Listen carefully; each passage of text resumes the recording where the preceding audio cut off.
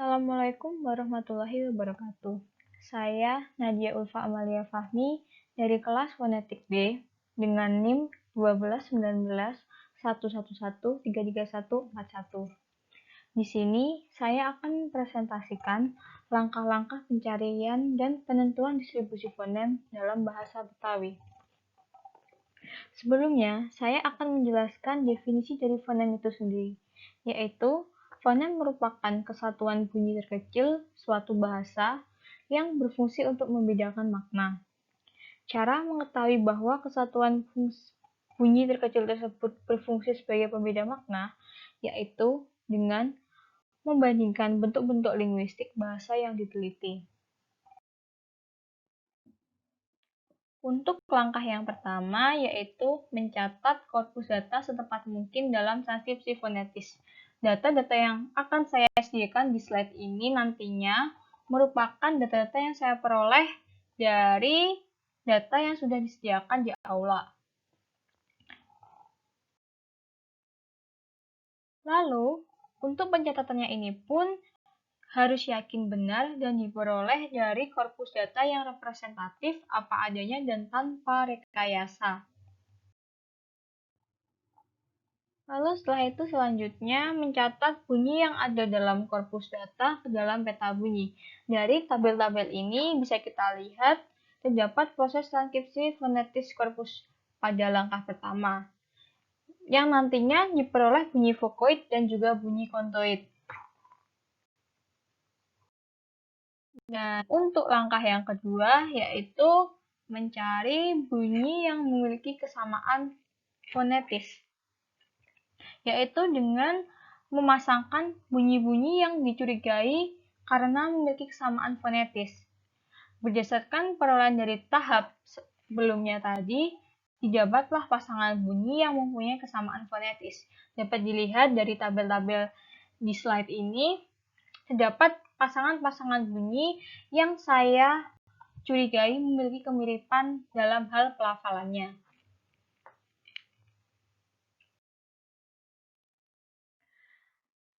Lalu yang ketiga, yaitu mencatat bunyi-bunyi selebihnya. Bunyi-bunyi yang tidak memiliki kesamaan fonetis dalam data yang saya temukan tadi, yaitu bunyi C dan S serta H. Lalu langkah yang keempat yaitu mencatat bunyi-bunyi yang berdistribusi komplementer. Bisa dilihat di slide, ada fonem eng atau en nasal, yaitu en nasal onset dan en nasal coda. Untuk en nasal onset ada tangan, datang, meludah, berburu, membunuh, mengalir, dan mengikat. Di samping kata-kata tersebut sudah tersedia transkripsi fonetisnya. Lalu untuk en nasal coda ada punggung, tulang, telinga, orang, laki-laki. Di samping kata-kata tersebut juga sudah tersedia transkripsi fonetisnya. Kesimpulannya yaitu jadi en nasal onset maupun coda merupakan alofon dari fonem yang sama, yaitu fonem en nasal. Untuk langkah yang kelima yaitu mencatat bunyi-bunyi yang memiliki variasi bebas. Di sini saya mengambil atau menemukan fonem en nasal. Dalam fonem ini memiliki anggota eng, nye, em, dan en. Contohnya bisa dilihat di tabel, ada beberapa data yang saya temukan. Di sini saya dapat menyimpulkan, jadi fonem en, em, dan en merupakan anggota atau alofon dari fonem yang sama, yaitu fonem en nasal. Yang keenam, yaitu mencatat bunyi-bunyi yang memiliki kontras. Bunyi-bunyi yang berkontras itu ada dua, yaitu lingkungan sama, karena lingkungan sama identis, dan lingkungan yang mirip atau analogis. Untuk lingkungan yang sama atau identis, ada cewek, mewek. Antara cewek dan mewek itu memiliki kesamaan dalam pengucapannya, hanya berbeda pada fonem C dan fonem M. Lalu ada juga begawe dan ngegawe. Hanya beda di fonem B dan nge.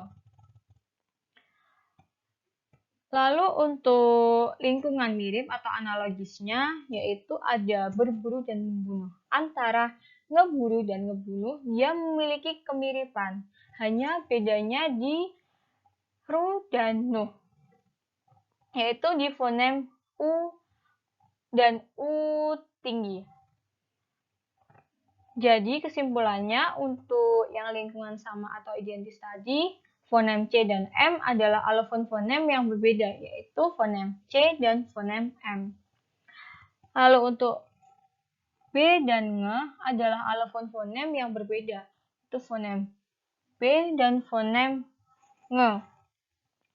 Untuk bunyi-bunyi yang memiliki kemiripan karena analogisnya, yaitu ada U dan U tinggi, merupakan alofon fonem yang sama. Keduanya merupakan alofon dari fonem U. Untuk langkah yang ketujuh, yaitu mencatat bunyi-bunyi yang berubah karena lingkungannya. Dari sini saya mengambil contoh, yaitu fonem em. Fonem em dengan fonem lain yang menyertainya, yaitu fonem ini diletakkan di tengah-tengah setelah fonem lain, misalnya dari data nomor 65, yaitu nembak. Di situ ada fonem M dan B yang menyertainya. Lalu juga ada numbuh dan ngimpi. Untuk yang ngimpi sendiri, dia fonem M disertai dengan fonem P. Lalu yang kedua yaitu fonem M di depan vokoid dan menjadi koda. Jadi dia menjadi awalan dan juga menjadi akhiran. Contohnya pada data nomor 66 yaitu nikam, lalu ada data nomor 67 yaitu mukul, lalu ada data nomor 56 yaitu molor. Kesimpulannya, deretan tersebut saling mempengaruhi dan saling menyesuaikan untuk memudahkan dalam pelafalannya, serta memiliki kesamaan fonetis. Jadi, fonem em dan em keduanya merupakan alofon dari fonem yang sama, yaitu fonem M. Untuk langkah yang terakhir, yaitu mencatat bunyi-bunyi yang condong menyebar secara simetris.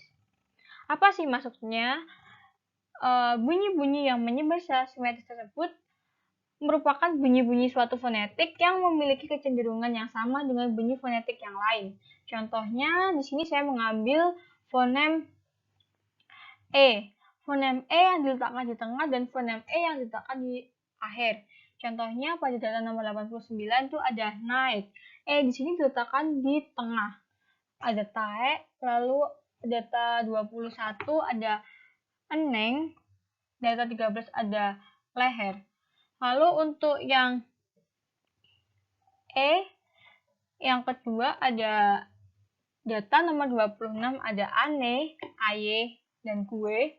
Terus nomor 28 ada kite, di data nomor 29 ada die.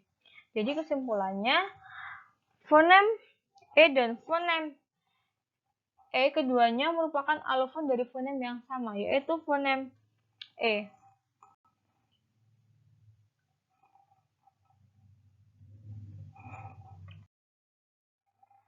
Sekian presentasi dari saya.